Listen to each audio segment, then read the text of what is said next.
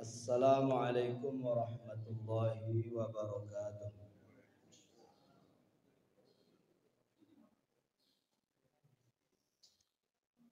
Innal hamdalillah nahmaduhu wa nasta'inuhu wa nastaghfiruh wa na'udzu billahi min shururi anfusina wa min sayyiati a'malina. May yahdihillahu fala mudilla lahu wa may yudlil fala hadiya lahu. Asyhadu an la ilaha illallah wahdahu la syarika lah wa asyhadu anna Muhammadan abduhu wa rasuluhu la nabiyya wa rasula ba'da.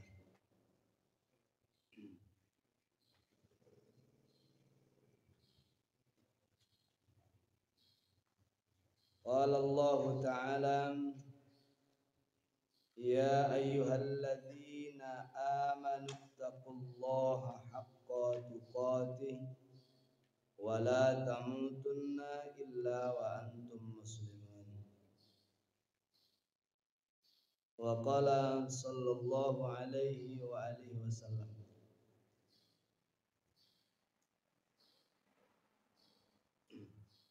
innahu man ahya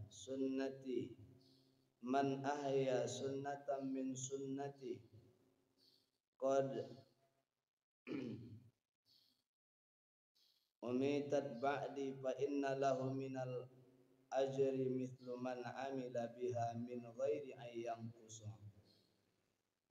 Siapa yang menghidupkan sunnah dari sekian banyak sunnahku, maka dia mendapatkan pahala dari pahala orang yang mengamalkan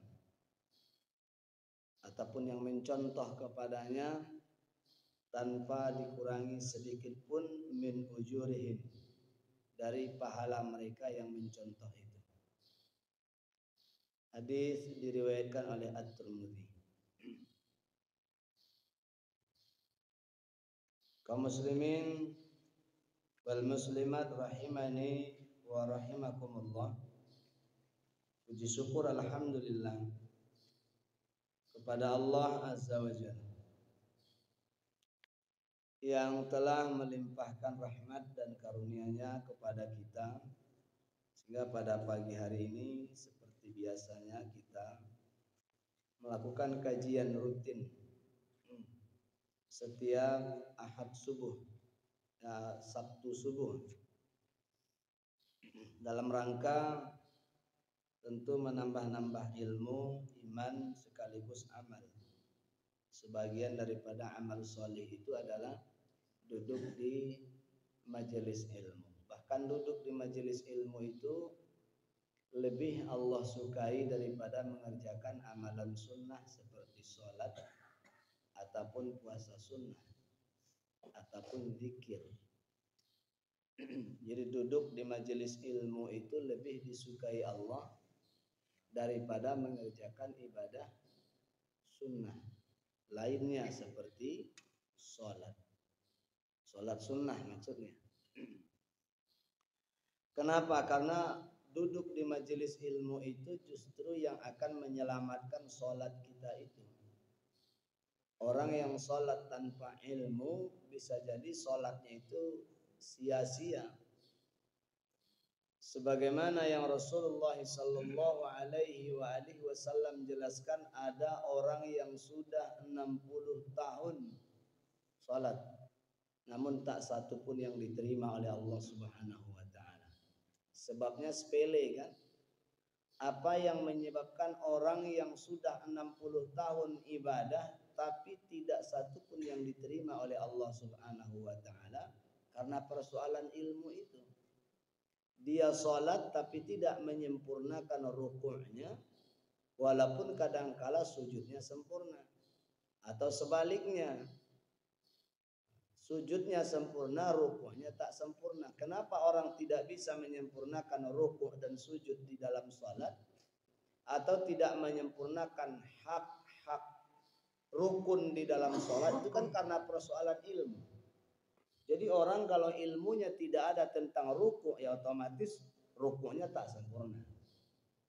Orang kalau tidak mengetahui tentang ilmunya sujud, otomatis sujudnya juga tak sempurna.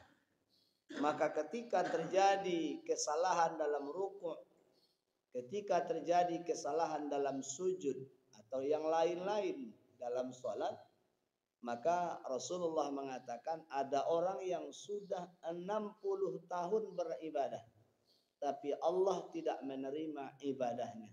Sebabnya apa? Itu tadi, kadang sempurna rukuknya, kadang tak sempurna sujudnya. Kenapa bisa tidak sempurna? Karena tidak memiliki ilmu tentangnya. Makanya penting hadir di majelis ilmu. Jadi jangan kita merasa puas. Kan ada orang yang merasa puas dengan sudah sholat saja. Adinkanlah sholatnya. Jadi sholat, jangan merasa puas dulu, bangga diri dulu dengan kondisi kita yang sudah sholat tapi malas belajar ilmu. Salah satu indikasi gagalnya orang bertaubat kepada Allah, kata Rasul, man taba falam yazdad fil ilmi falaisa bitaibin. Orang yang mengaku bertaubat kepada Allah tapi malas duduk di majelis ilmu, falaisa bitaibin. Itu bukan ciri orang yang bertaubat. Jadi orang yang bertaubat dari kesalahan itu justru cinta dengan majelis ilmu dan tidak melewatkan kesempatan ketika ada majelis ilmu. Kata Rasul sallallahu alaihi wasallam, apabila kalian berjalan di muka bumi ini, kemudian kalian menemui taman surga, maka berhentilah dan ikutlah bersenang-senang di dalamnya. Sahabat menjawab, ya Rasul, sambil bertanya nih, memangnya taman surga di bumi ini ada? Kata Rasulullah, majelis ilmu. Jadi majelis ilmu itu taman surga. Kalau kalian sedang itu lewat misalnya, ketika kita sedang lewat di satu daerah, kebetulan di daerah itu ada kajian, kata Rasulullah, berhenti dulu, ikuti dulu, senang-senanglah bersama dengan mereka, karena majelis ilmu itu adalah taman surga. Kemudian kita bersyukur juga kepada Allah Subhanahu wa ta'ala, dan syukur yang tidak ada henti-hentinya ketika Allah masih gerakkan kita untuk senantiasa ikut beribadah, terutama melaksanakan subuh ini ya. Salawat dan salam kepada yang mulia Rasulullah sallallahu alaihi wasallam, yang merupakan uswah dan qudwah bagi kita bersama, ikutan, panutan dan contoh yang baik bagi setiap umat. Dan Rasulullah sallallahu alaihi wasallam lah yang diharapkan syafaatnya pada hari berbangkit nantinya. Dan untuk itu kita perbanyak bersolawat kepada beliau, sebagaimana Rasul juga memberikan motivasi kepada orang yang rajin bersolawat itu, setiap satu kali solawat itu Allah ganti dengan 10 kali. Man shalla alayya salatan sallallahu alaihi biha asyaratan. Siapa yang bersolawat kepadaku 1 kali, kata Nabi, Allah ganti solawat kepadanya 10 kali. Jadi kalau solawatnya Allah itu kira-kira kepada manusia itu seperti apa tuh? Innallaha wa malaikatahu yusholluna 'alan nabi. Ya ayyuhalladzina amanu shollu 'alaihi wa sallimu taslima. Itu gimana yang disebut dengan solawat? Sesungguhnya Allah dan para malaikat itu bersolawat kepada Nabi. Tadi Nabi mengatakan siapa yang bersolawat kepadanya 1 kali, Allah balas 10 kali. Berarti Allah balas solawat itu 10 kali. Bagaimana maksudnya itu? Allah limpahkan rahmatnya kepada orang yang bersolawat itu 10 kali lipat daripada solawat yang dia ucapkan itu. Allah limpahkan karunia-Nya kepada orang yang rajin bersolawat itu. Dan Allah akan mudahkan bagi kita nanti mendapatkan syafaat dari Nabi Sallallahu Alaihi Wasallam dengan banyaknya kita bersolawat kepada Rasulullah Sallallahu Alaihi Wasallam. Sekurang-kurangnya Allahumma salli ala Muhammad wa ala ali Muhammad. Atau lebih panjang lagi dari itu lebih bagus. Bapak Ibu jamaah yang dirahmati Allah, pada subuh ini kita akan menjelaskan tentang surah At-Tahrim ayat yang ke-11 dan ayat yang ke-12. Allah Ta'ala berfirman, "Wa daraballahu mathalan lilladzina amanu imra'ata Fir'aun." Dan Allah membuat satu perbandingan ataupun perumpamaan, misal bagi orang-orang yang beriman tentang kisahnya seorang perempuan mulia, yaitu istrinya Fir'aun. إذ قالت رب ابن لي عندك بيتا في الجنة ونجني من فرعون. Ketika ia berdoa kepada Allah, Rabbi ibni li indaka baitan fil jannah. Ya Rabbku, wahai Zat yang menciptakan aku, bangunkanlah untukku sebuah rumah di sisimu di dalam surga.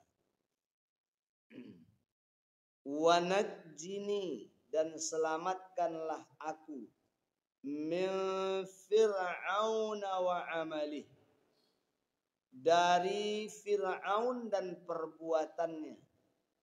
Wa najjini minal qaumil zalimin, dan selamatkan aku dari kaum yang zalim.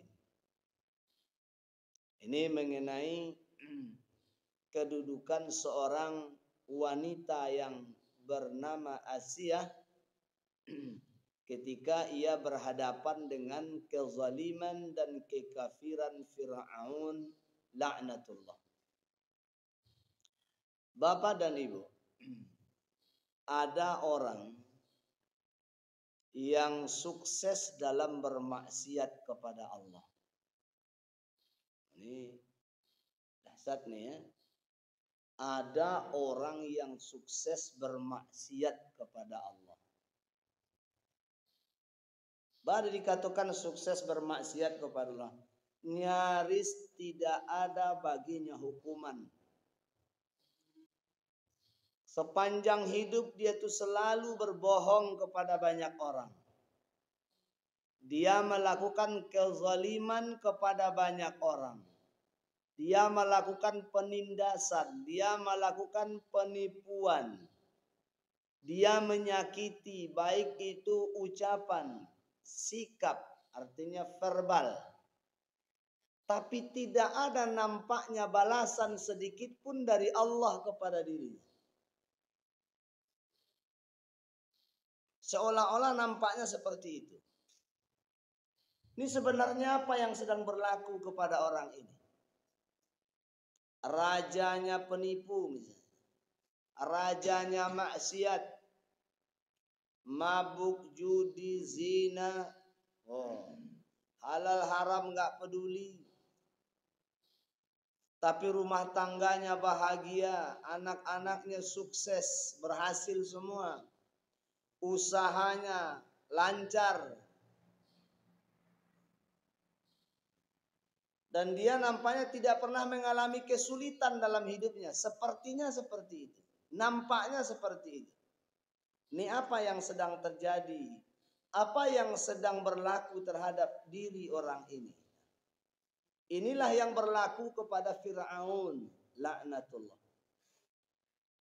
Kan dalam sejarah Fir'aun itu orang yang sukses bermaksiat sepanjang hidup. Fir'aun itu. Ketika dia membunuh, nggak ada balasan terhadap Fir'aun. Fir'aun tidak pernah menerima, sepertinya tidak pernah menerima azab. Sepertinya Fir'aun itu nyaris tidak pernah mendapatkan hambatan. Ketika dia membunuh, ketika dia merampok harta masyarakatnya, rakyatnya, melakukan penindasan, pelecehan terhadap kaum wanita, bahkan pembunuhan terhadap orang-orang yang tidak tunduk dan patuh kepadanya, itu kan Fir'aun tuh. Artinya sukses dalam bermaksiat kepada Allah.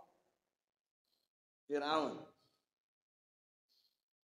Bahkan termasuk Fir'aun yang menghalang-halangi manusia untuk bertauhid kepada Allah. Dan ketika dia mengetahui ada orang yang bertauhid kepada Allah, Fir'aun tidak segan-segan menghabisinya, termasuk istrinya sendiri, jangankan orang lain. Sudah berapa banyak orang-orang mulia yang binasa di tangan Fir'aun, laknatullah. Siapa itu? Yang pertama Masithah, suami dan anak-anaknya. Itu orang-orang mulia yang binasa di tangan Fir'aun. Masithah digoreng hidup-hidup dengan keluarganya. Kita kadang-kadang lihat ikan saja ketika sudah sudah dibunuh itu para ikan ini, kemudian dimasukkan ke dalam minyak panas itu, kadang-kadang kan ada sisa-sisa kehidupan ikan itu, sehingga di dalam minyak goreng itu dia masih bergerak, kan kasihan. Ini manusia. Masithah, suami dan anak-anaknya digoreng sama Fir'aun. Tidak tanggung-tanggung. Persoalannya cuma sedikit saja. Ketika Masithah tidak mau beralih keyakinan daripada berilahkan Allah. Ketika Masithah menyisir putrinya Fir'aun, kemudian sisirnya terjatuh, kemudian Masithah mengambil sisir itu dengan mengucapkan Bismillah ta'isha Fir'aun. Dengan nama Allah semoga binasalah Fir'aun. Maka putrinya Fir'aun ini artinya anak perempuannya Fir'aun yang merupakan anaknya dari istrinya yang lain, bukan Asia. Dia dengan Asia tidak punya anak, tapi dengan wanita yang lain dia punya anak. Nah, putrinya Fir'aun mendengar ucapan itu dan bertanya, awalaki rabbi ghairi abi. Masithah, memangnya kau punya Tuhan lagi selain daripada bapakku? Ini kan sebenarnya pertanyaan yang konyol ya. Oleh Masithah dijawab dengan tegas, Rabbi wa rabbukillah, Tuhanku dan Tuhanmu Allah, bukan ayahmu.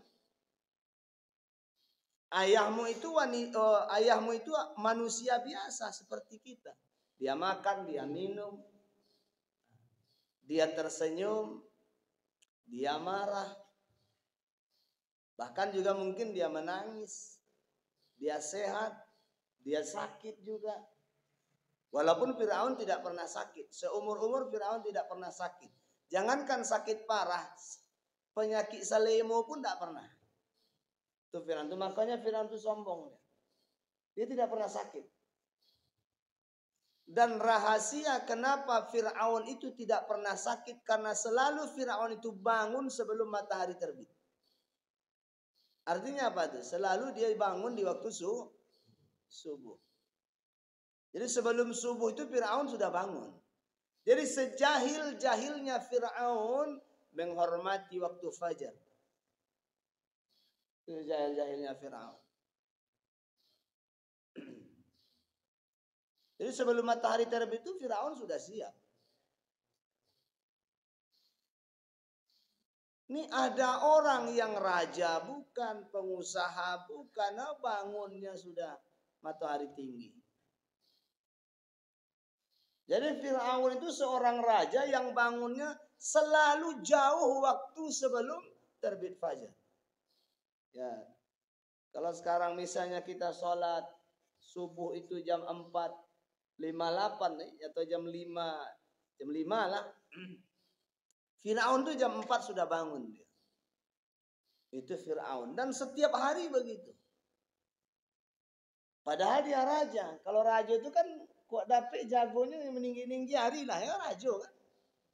Kerojoin mandi dimandikan, makan disuapi kadang-kadang. Tapi wibawanya Fir'aun laknatullah itu sampai-sampai seluruh orang tunduk, patuh dan takut kepadanya. Dan tidak ada orang di istana itu yang berani bangun terlambat seperti Fir'aun. Oh, bisa dipotong sama Fir'aun kepalanya, bisa dicongkel matanya oleh Fir'aun laknatullah. Itu kehebatan Fir'aun itu dari segi positifnya, bahwa Fir'aun itu selalu bangun sebelum waktu subuh. Jadi ketika debat dengan Masitoh, Fir'aun itu kan dilaporkan oleh putrinya kepada ayahnya Fir'aun. Dia berkata, ayah, ini Masitoh ini berbahaya nih. Apa bahayanya? Dia mengaku dia punya Tuhan yang lain selain dirimu. Panggil Masitoh, ini gawat nih kata Fir'aun. Kalau sempat isu ini menyebar luas ke masyarakat, ini wibawa saya runtuh ini kata Fir'aun. Dipanggil Masitoh. Kemudian ditanya, awalaki rabbi ghairi? Masitoh, apakah kau punya Tuhan yang lain selain diriku? Masitoh menjawab, qalat rabbi wa rabbukallah. Rabbku dan Rabbmu Allah, Fir'aun. Kau bukan siapa-siapa. La ilaha illa hu. Tidak ada ilah yang hak diibadai kecuali dia. Allahul ladzi khalaqas samawati wal ardh. Allah yang menciptakan langit dan bumi. Oh, marah Fir'aun. Tapi itulah kecerdasan seorang Fir'aun. Dia tidak menampakkan amarahnya kepada Masitoh, melainkan membujuk. Nah, Masitoh, kok gawat kok nanti Masitoh. Kalau pemikiranmu ini tersebar luas nanti ke masyarakat, wibawa saya hancur Masitoh. Jadi yang memohon dengan segala kerendahan hatimu, hai Masitoh, jangan sebarkan ini kepada yang lain. Apapun yang kau mau aku berikan. Apapun. Tuh suamimu yang merupakan bendaharaku kata Fir'aun. Jadi Fir'aun tuh punya menteri keuangan justru suaminya Masitoh. Jadi suaminya Masitoh itu kan pegawai istana. Bendaharanya Fir'aun dia. Yang megang uangnya Fir'aun itu. Yang mengendalikan ekonomi Mesir itu ya suaminya Masitoh. Tuh kapan perlu suamimu gak usah bekerja lagi. Dia cukup mendampingi aku kemana aku pergi. Ada dia di belakangku. Sudah jadi wakilku saja. Kamu juga gak usah bekerja lagi Masitoh. Kamu pokoknya terima gaji, terima rumah. Pokoknya tunjangan, segala tunjangan diberikan untukmu. Dengan catatan tolong tutup mulut. Oh gak bisa Tuhan kata Masitoh. Gak bisa. Iman saya tidak bisa dibeli. Jadi kau tetap masih bertuhankan kepada selain diriku, tetap. Rabbi wa rabbukallah. Nah, gini aja Masitoh, kau pulang dulu, pikir-pikir dulu. Nah, pertimbangan banyak tuh. Kau mau tinggal di istana boleh, kau mau tinggal di rumah lain boleh. Fasilitas cukup, nggak perlu bekerja. Kau malah dikasih pembantu, anak-anakmu semuanya dikasih pembantu. Suamimu juga nggak perlu bekerja lagi, tapi tolong Masitoh jangan kau sebarkan tentang keyakinanmu ini kepada orang lain. Kan Fir'aun itu ketika didatangi iblis laknatullah, ini Kedua-duanya sama-sama dilaknat nih. Fir'aun ketemu iblis. Iblis datang kepada Fir'aun dan menceritakan bahwa kamu lebih unggul daripada diriku satu langkah, kata iblis. Jadi iblis mengakui bahwa Fir'aun itu lebih hebat daripadanya satu langkah. Sebab sedurhaka-durhakanya iblis masih mengaku Tuhannya Allah. Masih berdoa kepada Allah. Apa iya iblis berdoa kepada Allah? Berdoa. Rabbi anzirni ila yaumi yub'atsun. Wahai penciptaku, kata iblis, tolong panjangkan umurku hingga hari berbangkit. Tuh sejahat-jahatnya iblis doanya tetap masih kepada Allah. Ini sealim-alimnya orang doanya malah kepada iblis. Ini kan gawat ini. Sejahat-jahatnya iblis doanya masih kepada Allah. Dan sejahat-jahatnya iblis paling takut kepada Allah. Iblis ketika dia berkata, Inni akhafullah. Aku sangat takut dengan Allah.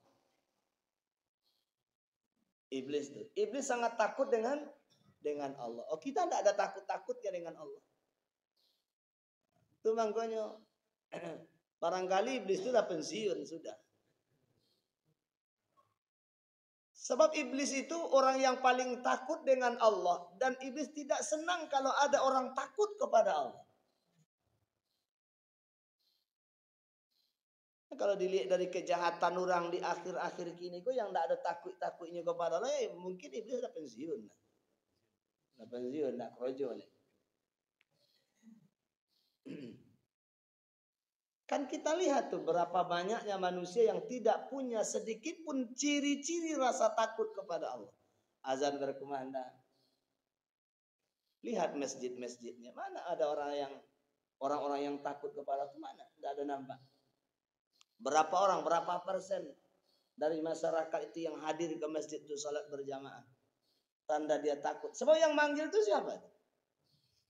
Hakikat daripada azan itu apa itu? Panggilan Allah lewat lisannya para muadzin, ya kan? Hayya 'alas shalah. Mari dirikan salat. Yang nyeru siapa? Allah, cuman lewat lisannya para muadzin. Tidak ada yang meninggalkan pekerjaannya untuk datang. Itu tandanya tidak takut dengan Allah. Yang panggil Allahnya tidak takut. Nah, jadi kata iblis kepada Fir'aun, kamu memang satu langkah lebih maju daripada diriku, wahai Fir'aun. Maaf itu kata Fir'aun. Karena kamu berani mengakui dirimu Tuhan. Itu keunggulanmu dibandingkan aku, kata iblis. Jadi sedurhaka-durhakanya diriku tidak pernah mampu mengakui bahwa aku Tuhan. Tapi iblis mengatakan, Inni akhafullah. Aku sangat takut dengan Allah. Tapi engkau justru mengaku bahwa dirimu adalah Tuhan. Selain daripada Allah. Yo hebat angku kok, kata iblis kepada Firaun. Cuman kata Firaun itulah, ambo pikir-pikir pula masa iyo ambo Tuhan gitu Firaun. Jadi Firaun sendiri sebenarnya tak yakin kalau dirinya Tuhan. Kok kayaknya ambo pikir-pikir taubatlah mulai kok. Oh, kalau iblis tidak senang mendengar itu. Oh jangan Pak Jan. Kalau Anda bertaubat, Anda akan direndahkan nanti. Anda akan dilecehkan, orang-orang akan menghina. Tuh mantan Tuhan tuh. Ketika Anda lewat nanti orang akan berkata, mantan Tuhan. Kata Firaun, iya juga. Kalau ambo sampai taubat digolak-golakkan orang pun tidak main dah kok, kata Firaun. Tidak bisa ini. Nah itu pertahankan saja sampai mati, kata iblis. Jadi ketika Fir'aun mengaku dirinya Tuhan, sesungguhnya dia sendiri tak yakin itu. Dia tidak percaya kalau dirinya Tuhan. Tapi demi kesombongannya itu, menjaga wibawa kesombongannya itu, ini yang saya sebut tadi, orang yang paling sukses dalam bermaksiat kepada Allah itu ya Firaun. Dia mampu menjaga kesombongannya sampai akhir hayatnya. Auzubillahi min dzalik. Kenapa bisa begitu? Ini jawabannya dari Nabi sallallahu alaihi wasallam. Apa kata Nabi? Idza ra'aita Allah yu'til 'abda minad dunya 'ala ma'asi ma yu'ibbu fa innama huwa istidraj. Thumma tala Rasulullah sallallahu alaihi wasallam falamma nasu ma dhukiru bihi fanajjina alaihi fatahna alaihim abwaba kulla syai' hatta idza farihu bima utu akhadnahum baghtatan fa idza hum mublisun. Al-Quran surah Al-An'am ayat 44. Jadi Allah Subhanahu wa taala berfirman, ketika Rasulullah menjelaskan tentang ayat itu, Rasulullah mengatakan, apabila kamu melihat, apabila kamu menyaksikan bahwa ada orang-orang yang sukses dalam bermaksiat, Allah berikan kepada orang itu kehidupan dunia dengan limpahan kesenangannya. Apabila Allah memberikan kepada seorang hamba itu dari kehidupan dunia padahal dia rajin bermaksiat, sesungguhnya itulah yang disebut dengan al-istidraj. Apa itu al-istidraj? Istidraj itu adalah penundaan siksa dari Allah Subhanahu wa taala untuk pelaku maksiat agar ia betah di dalam maksiatnya itu dan tidak pernah ada keinginan untuk bertaubat dari maksiatnya itu sampai kepada puncak di mana ia merasa aman dan nyaman.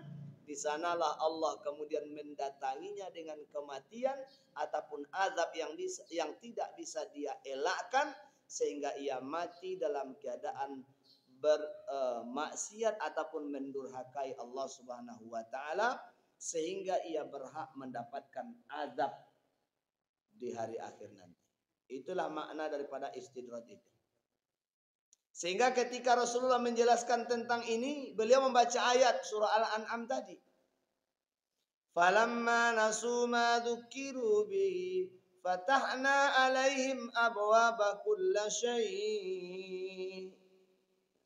Maka manakala manusia itu lupa kepada Allah, manakala manusia itu benar-benar durhaka kepada Allah, fatahna alaihim abwaba kulla syai'. Allah bukakan kepadanya segala pintu kesenangan.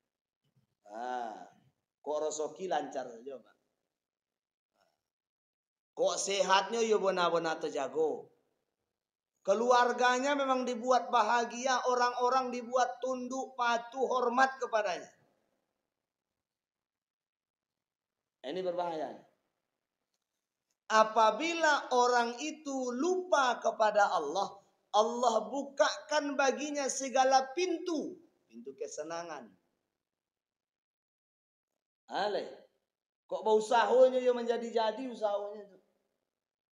Kalau dia korupsi nggak pernah tertangkap sama sekali oleh KPK. Kalau dia menipu, kalau dia maling tak pernah tertangkap sama sekali oleh penegak hukum. Ia benar-benar sukses dia dalam bermaksiat itu. Kata Allah itu memang disengaja. Itu memang disengaja. Apa gunanya? Kata Allah Ta'ala, hatta idza farihu bima utu, sampai ia benar-benar merasa bahagia dan bangga dengan apa yang Allah berikan kepadanya. Dan dia menganggap inilah keberhasilannya, inilah kesuksesannya, inilah hasil usahanya. Jadi ketika itu apa yang terjadi? Akhadnahum baghtah. Kami timpakan kepadanya azab dengan tiba-tiba. Fa idzahum mublisun. Sehingga itu tidak bisa menghindar lagi. Tak bisa dia mengelak lagi. Sekali datang penyakit, langsung lah. Tidak bisa bertaubat lagi. Sekali datang azab, tidak bisa menghindar lagi. Dan dia mati dalam kondisi seperti itu. Ini yang disebut dengan al-istidraj itu. Jadi Allah berikan kepada orang-orang yang suka bermaksiat itu kesuksesan dalam maksiatnya itu bukan berarti tanda Allah sayang kepadanya. Jadi ketika kita tidak mau ibadah, ketika kita tidak mau datang ke masjid, ketika kita tidak mau mendirikan sholat berjamaah, bahkan ketika kita nyaris menjadi pengacau di tengah-tengah masyarakat, dan Allah tidak hukum kita sedikit pun, itulah yang disebut dengan al-istidraj. Apa itu? Jebakan Allah. Jadi dia sedang berada di dalam lingkaran ataupun di dalam jebakan. Hanya tunggu masa dan waktunya saja. Jadi jangan merasa puas ketika kita melakukan satu kesalahan ataupun maksiat kepada Allah. Jadi kadang-kadang ada orang yang merasa puas dengan maksiatnya. Oh iya. Kau bona-bona tabale sakit tidak ini. Bona-bona pueh rasanya di hati. Itu namanya istidraj. Hamba Allah yang berbahagia. Jadi di dalam ayat ini Allah Subhanahu wa taala memberikan kita satu pelajaran. Apa itu pelajaran? Kalau kita menyaksikan ada orang yang berhasil dalam bermaksiat kepada Allah, maka mohonlah kebaikan untuk diri kita, kebaikan yang terbalik daripada apa yang orang itu lakukan. Ini ada dua kondisi di mana doa itu sebenarnya paling utama untuk berdoa. Ya. Yang pertama ketika melihat kebahagiaan orang lain. Nah itu bagus tuh Pak berdoa. Jadi kalau kita melihat orang tuh bahagia, sukses, berhasil, berdoalah kepada Allah Ta'ala. Dan yang kedua ketika kita melihat ada orang yang melakukan maksiat kepada Allah. Benar-benar kezaliman yang dia lakukan kepada Allah. Dan dia nampaknya benar-benar mendapatkan dukungan. Ini bermaksiat. Ini mendurhakai Allah Ta'ala. Tapi nyaris tidak ada orang yang berani untuk mencegahnya. Artinya dia sukses melakukan kemaksiatan itu. Berdoalah kepada Allah untuk kebaikan diri kita. Supaya jangan melakukan kemaksiatan yang mendekati apalagi yang menyamai kemaksiatan yang dilakukan oleh orang tersebut. Maka doa itu makbul. Yang pertama ini diabadikan dalam surah At-Tahrim ayat 11 ini. Bahwa ketika Fir'aun melakukan kemaksiatan kepada Allah dengan menyiksa Asia. Ketika itu Asia berdoa kepada Allah. Apa doanya? Rabbi bnili baitan indaka baitan fil jannah. Ya Allah bangunkan untukku satu istana di surga. Ternyata doanya dikabulkan oleh Allah Ta'ala. Nah, jadi kalau kita nih bagus nih untuk diamalkan. Rabbi bnili baitan fil jannah. Boleh. Bolehlah. Ya Allah bangunkan untukku istana di surga. Jadi ketika melihat orang lain itu bermaksiat kepada Allah, ternyata maksiat itu berhasil. Dan orang itu nyaris tidak dapat hukuman sama sekali. Ketika itu berdoalah kepada Allah untuk keselamatan diri kita. Untuk keselamatan diri kita. Maka ketika itu doa kita makbul. Nah, Kemudian nih yang paling utama nih, ketika melihat orang lain mendapatkan nikmat dan orang itu bersyukur kepada Allah. Ketika itu kita juga dianjurkan berdoa kepada Allah Subhanahu wa taala. Seperti ketika Nabi Zakaria menyaksikan kebahagiaan yang diterima oleh Maryam. Itu tadi yang ayatnya kita baca di waktu subuh. Kan begitu Nabi Zakaria lupa memberi makan Maryam ini, kan Allah hadiahi dia makanan dari surga. Kullama dakhala 'alaiha Zakaria al-mi'rab wajada 'indaha rizqa. Qala ya Maryam anna laki hadha? Qalat huwa min indillah.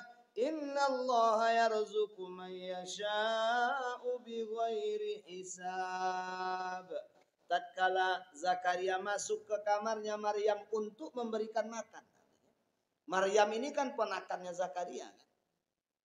Ponakannya Zakaria. Jadi ketika si Zakaria lupa, Nabi Zakaria alaihissalam lupa memberikan hidangan makan untuk Maryam ini, datang hidangan dari surga.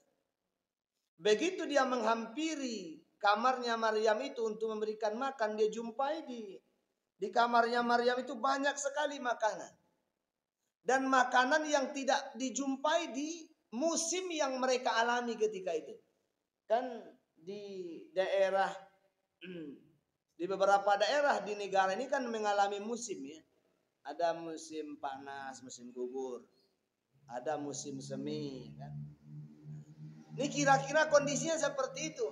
Buah-buahan yang mestinya ada di musim panas ternyata ada di musim dingin. Buah-buahan yang mestinya ada di musim dingin itu yang dihantarkan kepada Maryam di musim panas. Supaya apa nih? Supaya dikenali bahwa itu bukan makanan biasa. Makanya begitu Zakaria melihat banyak makanan, dia bertanya, ya Maryam, anna laki hadza? Dari mana dapatnya ini semuanya? Siapa yang datang lebih dulu daripada diriku? Maka Maryam menjawab, qalat, huwa min indillah. Itu semuanya dari Allah, wahai pamanku. Innallaha yarzuqu man yasha'u bighairi hisab. Allah itu kalau hendak memberi rezeki kepada orang yang dia kehendaki enggak banyak perhitungan. Dan Allah itu tidak pernah lupa seperti dirimu yang lupa memberi aku makan hari ini. Kan Nabi Zakaria lupa tuh memberi makannya Maryam. Melihat itu bukan main, hatinya Zakaria itu bergejolak. Maka Zakaria kemudian segera beribadah kepada Allah. Hunalika, dengan sebab itulah, karena Zakaria menyaksikan ada semacam mukjizat ya. Ada semacam penghormatan yang sangat luar biasa dari Allah terhadap Maryam. Ada keistimewaan yang Allah karuniakan kepada Maryam. Hunalika da'a Zakaria rabbah. Dengan sebab itu bersemangatlah Zakaria berdoa kepada Allah. Nah itu makanya. Kalau kita melihat ada orang lain dapat nikmat, bersemangatlah beribadah, berdoa kepada Allah. Karena ketika itu doa kita makbul rupanya. Maka berdoalah Nabi Zakaria. Apa doanya? Rabbi habli min ladunka dzurriyyatan thayyibah innaka sami'ud du'a. Ya Allah penciptaku, aku lihat nikmat yang kau berikan kepada Maryam. Luar biasa ya Allah. Dan aku mohon kepadamu, anugerahilah aku keturunan yang baik. Zurriyah thayyibah. Karuniailah aku keturunan yang baik. Seketika itu juga langsung Allah jawab doanya. Langsung Allah kabulkan doanya. Lihat kalimatnya. Fanadathul malaika. Di sana diawali oleh kalimat fa. Fanadathul malaikatu wa huwa qa'imun yusalli fil mihrab. Jadi kalau ada kalimat fa sebelum kata kerja atau mengawali kata kerja, nada itu kan kata kerja. Nah, dipakai huruf fa-nya. Itu menunjukkan makna bahwa tidak ada jarak antara yang diminta dengan jawabannya. Tidak ada jaraknya. Langsung gitu. Fanadathul malaikatu wa huwa qa'imun yusalli fil mihrab. Langsung malaikat datang memberikan jawaban ketika dia sedang melaksanakan sholat di mihrab. Apa kata malaikat? Annallaha yubashshiruka bi Yahya musaddiqan bi kalimatin minallahi wa sayyidan wa asuran wa nabiyyan minas salihin. Allah memberikan kabar gembira kepadamu dengan akan lahirnya seorang anak yang bernama Yahya. Nama yang belum pernah ada sebelum ini, wahai Zakaria. Dan dia itu adalah orang pilihan sekaligus penghulu alam semesta ini dan akan menjadi rasul dan orang-orang soleh. Itulah nanti Nabi Yahya yang umurnya cuma sampai 23 tahun. Pendek umurnya Nabi Zakaria. Karena pada umur 23 tahun itu ketika dia berdakwah melarang seorang ayah menikahi putri tirinya, maka ketika itu pernikahan akan terjadi antara seorang raja dengan anak tirinya. Ada seorang raja, ini gara-gara ibu sebenarnya. Ibu ini permaisuri ini sudah terlalu tua dan dia takut kalau suaminya sudah tidak peduli lagi dengannya. Maka untuk mempertahankan hegemoni kekuasaannya, maka dia asunglah putrinya untuk menikahi suaminya. Jadi di dalam hukum Allah ini bahwa apabila seorang laki-laki telah menikahi ibunya dan ia telah mengawininya, maka berarti dia haram menikahi putrinya. Kan begitu? Jadi kalau lah nikah jo ibunya lah kawin pula. Anda bolehnya menikah dengan anak perempuan wanita itu lagi tidak boleh. Artinya menikah dengan putri tiri sendiri kan. Cuman ibunya ini terlalu takut de inyolah tuo beko-beko jangan-jangan kau berpaling rajo kau kena lain kan gitu. Kan banyak padusi muda di luar. Maka dia suongnyolah anak kandungnya supaya menikahi suaminya. Jadi permaisuri ini menyuruh anak kandungnya supaya menikahi suaminya. Maka terjadilah pernikahan itu. Ketika itu orang minta fatwa lah kepada Nabi Yahya. Kata Nabi Yahya nggak bisa. Tidak bisa seorang ayah yang sudah seorang laki-laki yang sudah menikah dengan seorang perempuan menikah lagi dengan anak perempuan itu. Tidak bisa. Kecuali dia sekedar nikah saja tapi belum jadi kawin, kemudian dia ceraikan, kemudian dia menikah dengan anak perempuannya itu boleh itu. Boleh. Misalnya ini terjadi RDL ya. Nah, ini hubungan jarak jauh lah. Surang entah di mana-mana Kalimantan misalnya atau di Malaysia menjalin hubungan jarak jauh lah dengan seorang laki-laki yang ada atau perempuan yang ada di negeri kita kok misalnya. Oh, begitu ada kesepakatan mau menikah katamu. Memang dari status yang dijelaskan oleh kedua belah pihak bahwa yang satu sudah pernah menikah, yang satunya juga sudah pernah menikah. Artinya ini kedua-duanya pasangan yang sudah pernah sama-sama menikah. Tapi mau menikah lagi artinya terjadi perceraian atau ditinggal mati misalnya mau menikah lagi. Bertemulah. Ketika hendak menikah itu, dia sudah terlanjur nih, sudah ijab kabul menikah. Ternyata si laki-laki malah tertarik dengan anak perempuan yang dia nikahi itu. Bukan dengan istrinya itu. Jadi rupanya nan istri ko jako lah punya anak lah godang-godang. Salah satu di antara anaknya itu ada yang perempuan. Nah, padahal dia sudah nikah itu istrinya tadi. Tapi karena melihat anak perempuannya jauh ya, anak lah tentu ya. Lebih muda, lebih fresh, lebih rancak daripada ibunya. Kata suaminya, saya batalkan pernikahan kita, saya ceraikan kamu dan saya akan menikah dengan putrimu. Sebelum dia kawin.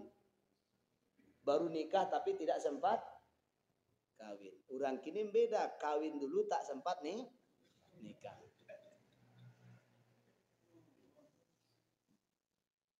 Ini nikah sudah, cuman belum sempat kawin. Orang yang sudah kawin belum sempat nikah, itu yang haram. Dia ceraikan istrinya. Ya sudah. Kemudian dia lamar istrinya tadi. Padahal dia sudah menikah tapi belum kawin. Nah, itu boleh, tidak apa-apa. Tapi kalau sudah nikah dan sudah kawin, baru dia mau menikahi lagi dengan putrinya atau dengan adik perempuannya atau dengan kakak perempuannya, itu sudah tak boleh. Haram hukumnya. Tidak boleh. Itulah yang terjadi kepada Yahya tadi. Orang minta fatwa kepadanya. Kata Yahya haram hukumnya, nggak boleh. Mendengar itu sudah otomatis pernikahan batal. Karena ini sudah diumumkan bahwa raja itu akan menikahi dengan putri tirinya. Sudah diumumkan. Ternyata oleh Nabi Yahya dibatalkan itu nikah. Saking malunya si perempuan tadi dengan batalnya nikah ini, atau saking menggebu-gebunya keinginan ibunya tadi untuk menjadikan putrinya sebagai pendamping suaminya, maka dia buat berbagai macam cara bagaimana supaya pernikahan ini terjadi. Si rajo kocako de inyola diumpan dengan umpan nan nelo oyo pantang mahila apa. Iku kalau sampai tidak jadi bisa stroke wak dinyokori. Kenapa? Melihat calon istrinya tadi. Dia tahu dia yang membesarkan, dia yang mendidik. Dia kenal persis siapa wanita yang hendak dia nikah ini, anak tirinya ini. Akhirnya dia paksa, acara kita tetap harus nikah, gitu. Ngotot dia. Maka ketika itu si wanita ini saking sakit hatinya dengan Nabi Yahya, dia memberikan syarat baik. Saya akan menikahi tuanku tapi syaratnya mahari aku dengan kepalanya Yahya. Mahari aku dengan kepalanya Yahya. Itu makanya Nabi Yahya itu ditangkap, dibunuh dan kepalanya dipotong. Dibawa ke pesta nikah itu sebagai mahar. Nah, pada usia Nabi Yahya 23 tahun. Nah itu. Nah, jadi balik lagi kepada Nabi Zakaria tadi, ketika dia menyaksikan kebahagiaan yang dialami oleh Maryam karena mendapatkan anugerah langsung dari Allah, hidangan dari surga, dia doa. Dan doanya itu dikabulkan oleh Allah Subhanahu wa taala. Nah, jadi ada dua kondisi nih doa terbaik pada subuh ini. Yang pertama, ketika kita menyaksikan ada orang yang sukses bermaksiat kepada Allah, nyaris tanpa ada hukuman nampaknya, maka berdoalah kepada Allah supaya kita diselamatkan dari perbuatan maksiat yang sama, dan mintalah kebaikan untuk diri kita. Jadi kalau kita menyaksikan ada orang yang berlaku semena-mena terhadap orang lain, ada orang yang berbuat aniaya, dan dia berhasil dalam perbuatannya itu, berdoalah kepada Allah untuk kebaikan kita dan supaya diselamatkan dari perbuatan aniaya yang sedang terjadi. Itu satu doa, satu kondisi di mana doa. Yang kedua, ketika kita menyaksikan hal-hal yang baik. Ada orang yang kaya raya tapi dermawan. Ada orang berilmu tapi benar-benar soleh. So kadang-kadang ada orang yang berilmu itu yang tidak soleh. Dia berilmu tapi dia tidak soleh. Jadi ada orang yang berilmu yang soleh. Artinya dia amalkan ilmunya itu untuk beramal soleh. Maka ketika itu berdoalah kepada Allah Subhanahu wa taala supaya kita dilimpahkan kebaikan yang sama dengan kebaikan yang diberikan kepada mereka orang-orang soleh itu, atau Allah berikan kepada kita nikmat yang lain sesuai dengan keinginan kita. Seperti tadi Nabi Zakaria, dia melihat bahwa Maryam dapat nikmat dari surga berupa hidangan yang dia minta anak. Nyambung enggak kira-kira? Permintaan yang dilihatnya orang makan nih, orang dapat nikmat, tapi yang mintanya anak. Kan beda ya? Beda nikmat yang diterima oleh orang lain. Cuman karena orang lain dapat nikmat, dia punya keinginan sendiri. Dia tidak minta makanan seperti Maryam. Kalau minta makanan seperti Maryam kan tinggal minta saja, Maryam bagilah apa, kan begitu saja selesai kan. Tapi dia minta lebih daripada itu. Apa yang dia minta? Berikan aku anak ya Allah. Di usianya yang tidak mungkin lagi punya anak. Maka ketika dapat jawaban, kaget Nabi Zakaria. Padahal saksikan, dengarkan ya. Tadi Nabi Zakaria melihat Maryam dapat nikmat, kemudian dia berdoa kepada Allah supaya diberikan nikmat juga oleh Allah Ta'ala, itu berupa keturunan. Begitu Allah kabulkan doanya, malah heran dia. Kan datang malaikat beritahu itu, wahai Zakaria, sebentar lagi kau punya anak namanya Yahya. Ketika doanya makbul, malah Nabi Zakaria bingung sendiri. Apa katanya? Qala rabbi anna yakunu li gulam. Wahai Allah, bagaimana caranya aku bisa punya anak? Wa qad balaghaniyal kibar, sementara aku ini orang yang sudah sangat tua. Wa mraati akhir, sementara istriku mandul. Baca caranya kami punya anak. Kok tiba di awak kan bongi, sawak kan Nabi Zakaria itu. Bongi nak kira-kira. Dia minta kepada Allah supaya diberikan anak, dikabulkan. Bertanya bahasa tapi anak.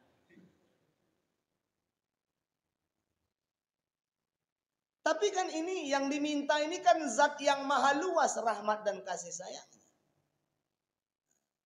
Tenang, kata Allah Ta'ala. Zakaria, itu bukan urusanmu, itu urusanku, kata Allah. Apa jawab malaikat itu? Dzalika yaf'alullahu ma yasha.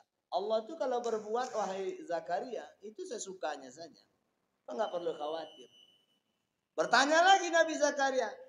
Qala rabbi ja'alni ayah. Kalau begitu ya Allah, gimana tanda-tandanya? Tolong beritahu aku tanda-tandanya, ciri-cirinya. Bagaimana supaya aku bisa punya anak? Kata Allah Ta'ala, jawabnya, Allah tukalliman nasa thalathata ayamin illa ramza. Mulai hari ini kau puasa berbicara. Nggak boleh berbicara selama 3 hari. Itu syaratnya. Makanya salah satu terapi kesuburan itu rupanya jangan banyak berbicara. Jangan banyak berbicara. Jadi orang yang subur itu orang yang tidak banyak berbicara. Itu salah satunya. Nah, jadi ada 2 kondisi di mana doa itu makbul ya. 2 kondisi di mana doa itu makbul. Yang pertama ketika lihat orang lain berbuat maksiat, berdoalah kepada Allah supaya kita jangan jatuh kepada maksiat yang sama dan kebaikan untuk diri kita. 1. Yang kedua, ketika melihat orang lain dapat nikmat, berdoalah kepada Allah supaya dapat nikmat bahkan melebihi nikmat yang Allah berikan kepada orang yang kita lihat. Inilah makna daripada surah At-Tahrim ayat 11 ini, dan semoga Allah Subhanahu wa taala limpahkan rahmatnya, karunia-Nya kepada kita bersama. Fa'tabiru ya ulil absar la'allakum turhamun. Subhanaka Allahumma wa bihamdika asyhadu an la ilaha illa anta astaghfiruka wa atubu ilaik. Billahi taufiq wal hidayah. Assalamualaikum warahmatullahi wabarakatuh.